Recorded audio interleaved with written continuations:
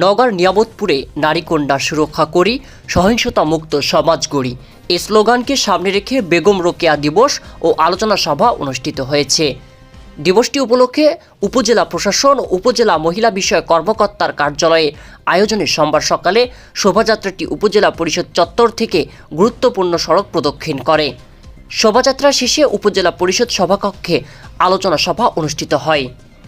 এ সময় উপজেলা নির্বাহী কর্মকর্তা ইওনো মোহাম্মদ মেহেদী হাসানের সভাপতিত্বে উপস্থিত ছিলেন উপজেলা সহকারী কমিশনার ভূমি রেজাউল করিম, থানা তদন্ত কর্মকর্তা বাবলু চন্দ্র, উপজেলা পানি সম্পদ কর্মকর্তা ডাক্তার আব্দুল লতিফ, নওগাঁ পল্লী বিদ্যুৎ সমিতির জোনাল ম্যানেজার মোসাদ্দিকুর রহমান, উপজেলা মহিলা বিষয়ক কর্মকর্তা আমিনা খাতুন।